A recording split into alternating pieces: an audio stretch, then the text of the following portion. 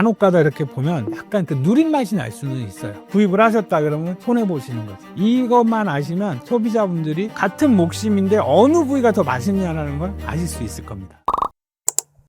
안녕하세요, 이승열 셰프입니다. 요리는 올해 39년 정도 됐습니다.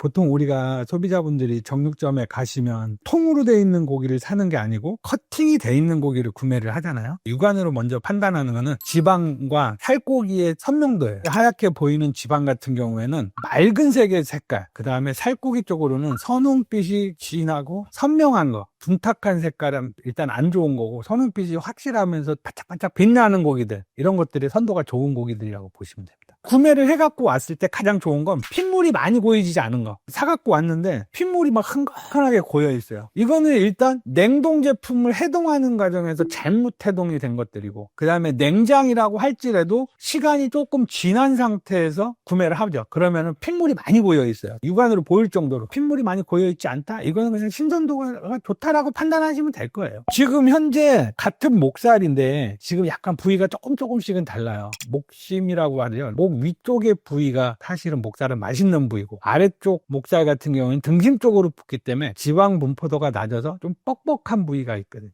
약간의 차이가 있는 건데, 여기서 보시면 빗살 무늬로 이렇게 체크되어 있는 부위가 있어요. 그러니까 이런 거한테는 빗살 무늬가 이렇게 분포도가 높죠. 얘는 윗목심이라고 보시면 돼요. 이런 부위가 없는 이런 거는 아래 등심 쪽 목심이라고 보시면 돼요. 목 위쪽으로 붙어 있는 목심은 지방 분포도가 어느 정도 붙어 있습니다. 그래서 마블링 형태가 많이 형성이 돼 있기 때문에 아래 등심 쪽보다는 마블링이 형성된 목심이 좋은 겁니다. 이것만 아시면 소비자분들이 같은 목심인데 어느 부위가 더 맛있냐라는 걸 아실 수 있을 겁니다. 삼겹을 판으로 이렇게 넓게 봤을 때 한쪽은 오돌뼈가 붙어 있고 한쪽은 안 붙어 있어요. 그 안 붙어 있는 아래쪽은 거의 살코기 부위라고 보시면 돼요. 미추리 부분이라 그러죠. 정확한 명칭으로는 그 미추리 부분은 지방이 별로 없어요. 퍽퍽하죠. 한 판에서 커팅을 해갖고 잘라서 쓰다 보면 오돌뼈가 붙어 있는 부위는 거기에 갈비살이 붙어 있어요. 그렇기 때문에 뼈에 붙은 고기는 다 맛있다, 부드럽다 라는 건 누구나 다 아실 거예요. 그게 바로 오돌뼈를 기점으로 오돌뼈가 붙어있는 부위가 맛있는 부위입니다.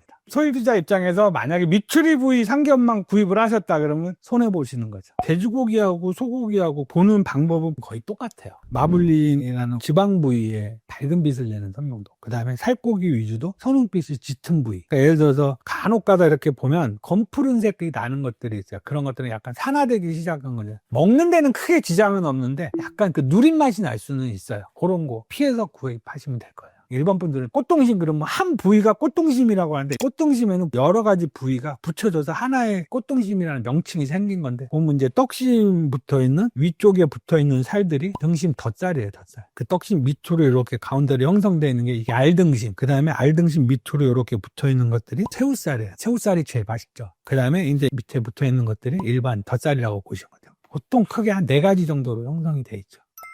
부채살 같은 거, 코스트코나 이런 데 가면 덩어리로 이제 파는데 굉장히 저렴하게 팝니다. 그건 몇 번만 연습해보면 다는데 보이면 근막이 있어요. 그것만 잘 손질해가지고 내가 원하는 사이즈로 커팅 해갖고 스테이크 구워 먹으면 부채살 같은 경우에는 충분히 맛있게 스테이크를 즐길 수 있어요. 그 다음에는 뭐 살치, 그 정도 수준이죠. 그 다음에 이제 나는 완전히 진짜 막 아메리칸 스타일로 먹을 거야 그랬을 때는 엉덩이살, 후지, 우리가 보통 육회 부위들 있죠. 그런 거는 마블링이 거의 없어요. 대신에 그걸로 스테이크를 구워 드신다 그러면 거의 레어, 아니면 미디움 레어, 미디움 이상 올라가면 얘는 퍽퍽해져요. 거의 속에는 생고기 기준인 거죠. 고기 상관없이 해동 방법은 다 동일하다고 보시면 돼요. 가장 좋은 방법은 그냥 냉장고에서 하루 24시간 정도를 해동하는 방법이고, 그 다음에 나는 냉장에서 도저히 24시간을 해동할 어떤 여건이 안 된다라고 했을 땐 물에다 해동을 하는 방법도 있어요. 온도가 한 30-40도 내외의 물에다가 설탕 같은 거 넣어가지고 해동을 하면 금방 해동이 돼요. 물에 들어갔을 때 설탕과 소금의 화학 반응이 일어나는 방법 자체가 달라요. 소금은 삼투압을 일으키는 거예요. 바깥의 거를 안으로 끌고 들어가는 역할. 그러다 보니까 염지가 돼서 간이 배기게 만들어지는 거고, 설탕은 안에 있는 걸 바깥으로 분출시키는 거예요. 그러니까 찬 거를 자꾸 빼내는 거죠. 그래서 설탕을 넣는다고 너무 많이 넣으시면 안 되고, 약간의 설탕을 추가해서 하시면 해동 속도가 좀 빨리 됩니다. 돼지갈비, 소갈비 이런 거 핏물 제거할 때도 설탕을 넣으면 핏물이 빨리 빠져나와요. 설탕물을 고기가 흡수하는 게 아니고 내뱉는 역할이기 때문에, 그래서 설탕에 미지근한 물에다 넣어갖고 해동을 하면 좀 더 빠르고 쉽게 해동을 가능합니다. 네. 전자레인지에 돌리면 안 된다라는 거는 자체는 잘못된 얘기고요. 전자레인지에 돌리는데도 방법이 있어요. 요즘은 보면 전자레인지에 보면 조리, 데우기, 해동 뭐 이렇게 메뉴들이 있잖아요. 거기서 해동을 누르시면 돼요. 데우기를 누르거나 조리를 누르면 전자레인지에서 나오는 전자파 광전에 의해서 고기가 익어버리는, 그 안에서 아예 조리를 해버리는 거란 말이죠. 파괴가 될 수 있죠. 좋은 성분들이. 대신에 해동 버튼을 눌러서 해동을 하면 뜨거운 열기로 고기를 해동하는 게 아니고 연한 속살에 물을 데워가지고 해동하는 기법이에요. 요거는 지금 조금 두껍게 썰려있는 한 5cm에서 5.5 정도 나오는데, 보통 평균적으로 스테이크로 먹기에 좋은 두께는 보통 한 4cm 정도, 2마디 정도 맞춰서 제일 적합하죠. 소금은 무조건 해야 된다는, 기본으로. 나머지 부조미료는 선택사항이에요. 근데 소금만큼은 무조건 뿌려야 된다. 이왕이면 굵은 소금. 굵은 소금, 그러니까 그냥 막 배추나 야채 절일 때 쓰는 굵은 소금을 뿌리시는 분도 간혹 가도 있는데, 그 소금은 불순물이 함유가 돼 있어요. 그런 소금은 안 쓰시는 게 좋고, 완전히 정제가 돼 있는 굵은 소금들이 있어요. 그거 내지 아니면 구운 소금 같은 거. 꽃소금은 추천드리진 않아요. 꽃소금은 약간 이렇게 뿌리면 쓴맛이 나요. 허브솔트 같은 건 저는 원하지는 않아요. 왜냐하면 후추도 뿌리고 허브 종류도 막 뿌리고 막 하잖아요. 조미료 자체가 나쁜 게 아니고 굽는 과정에서 얘가 타면서 발암물질이 형성이 돼서 몸에 안 좋은 성분들이 나올 수가 있어요. 그래서 허브솔트라든가 후추라든가 이거는 다 구워진 이후에 먹기 직전에 뿌리는 거예요. 이거는 안데스 소금인데, 이 소금 자체가 당분이 조금 높아요. 달아요. 입자도 보시면 완전 다르거든요. 입자가 굉장히 굵으면서 투명하고 선명도가 깊은 좋은 소금, 쉽게 얘기해서 좀 비싼 소금이죠. 이렇게 소금을 뿌려 놓으면, 지금은 이 하얀 소금이 보이지만 좀 있으면 소금이 녹아서 탐투압이 일어나면서 들어가면서 안에 있던 수분 물방울이 올라와요. 그 물방울이 올라왔다가 가만히 놔두면 다시 또 들어가요. 그러면 그때부터 굽는 건데, 왜 그러냐면 수분이 형성되어 있는데 내가 여기에 고기를 굽기 좋은 온도를 맞춰놨단 말이에요. 예를 들어서 175도 이상 되는 온도를 맞췄는데 여기에 수분이 먹어져 있으면 놓는 순간 팬의 온도가 뚝 떨어지겠죠. 그러면 내가 원하는 스타일의 고기를 구울 수 없는 거죠. 지금 보시면 키친타올로 닦았을 때는 물기가 하나도 없었는데 소금을 뿌려보니까 이렇게 촉촉하게 올라와 있잖아요. 이 부분이 나중에 또 이 물기가 다시 스며 들어가요. 그러면 이제 완전히 삼투압이 돼갖고 안에 염지가 된 거라고 보시면 돼요. 네, 이제 구우면 되는데, 모든 고기는 175도 이상의 팬에 충분히 예열이 된 상태에서 고기를 굽는 게 가장 좋습니다. 지방이 별로 많지 않은 부위를 갖고 우리가 스테이크를 해 먹잖아요. 서양에서는 그때 이제 버터를 넣어갖고 뿌려가면서 하는 방법이 있죠. 근데 꽃등심 같은 경우는 자체가 지방이 있기 때문에 버터를 넣어갖고 할 필요는 없다고 저는 개인적으로는 생각합니다. 지방과 지방이 만나면 얼마나 느끼하겠어요.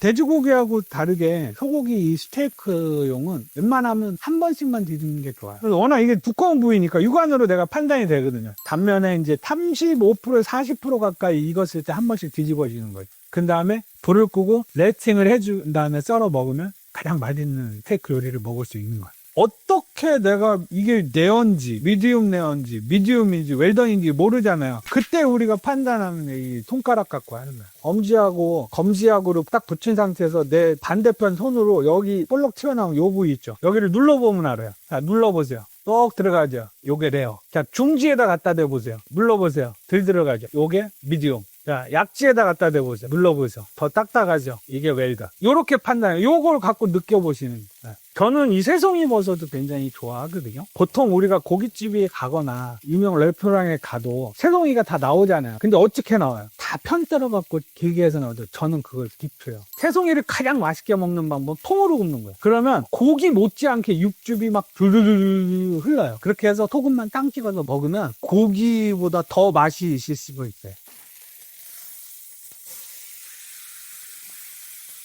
자, 지금 이 상태에서 이쪽 단면 한쪽은 다 익어졌단 말이죠. 그럼 여기서 이제 얘는 불을 꺼버리는 거야. 이 로츠팬 자체에 열이 계속 남아있잖아요. 자, 이 상태에서 이런 뚜껑 같은 거 이용해갖고 이렇게 덮어버리는 거야.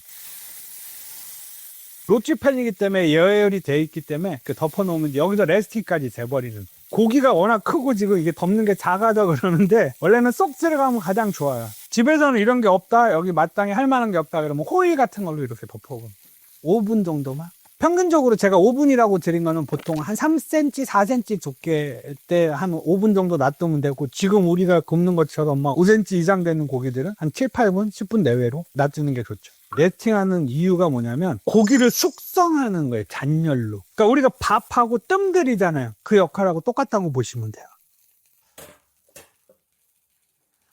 이렇게만 해도 이게 레스팅 효과가 나오거든요. 맞습니다. 결은 반대 방향. 예를 들어서 결이 이렇게 나 있잖아요. 결 방향으로 썰면 질겨요. 그러니까 근막을 끊어주는 거예요.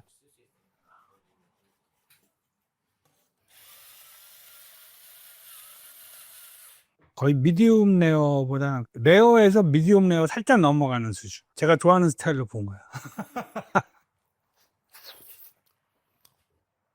너무 맛있어요.